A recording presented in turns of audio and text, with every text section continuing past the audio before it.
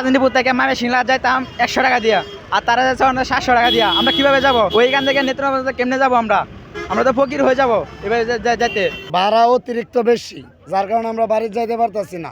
অনেক 100 টাকার ভাড়া, যেখানে ময়মনসিং বাইপাস এবং ময়মনসিং এই জায়গায় 300-400, ফুলপুরের ভাড়া এমনিতে 150 টাকা, একদম 500 টাকা করে ভাড়া নিচ্ছে।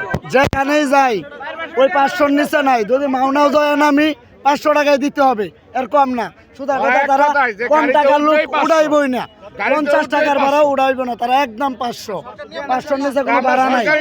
এবং কি আমাদের হাতেও টাকা নাই, 1 নাম্বার কথা, বেতন দিচ্ছে কিন্তু টাকা উড়াইতে পারতাছি না।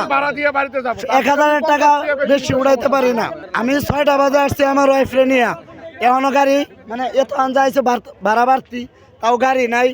এক জায়গার লোক মানে ভাড়া 1 নাম্বার কথা বাড়তি, যার কারণে আমরা যাইতে পারতেছি না। তারা পাবলিকের দুর্বলতার সুযোগ নিতেছে, এখন লোক বেশি দেখছে তাই 150-100 টাকার ভাড়া 500 টাকা বলছে। মানুষের ভোগান্তির কোনো শেষ নাই, এখন গাড়ি চলতেছে না, মানুষের জীবনযাত্রা খুব মান ব্যাহত হইতেছে।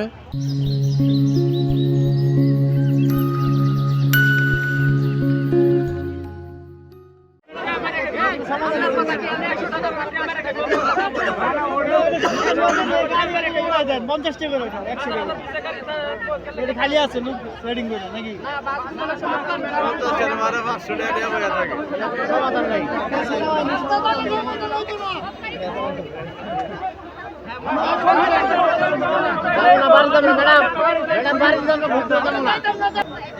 সাইডে ভাড়া দিয়ে আন্দোলন করো,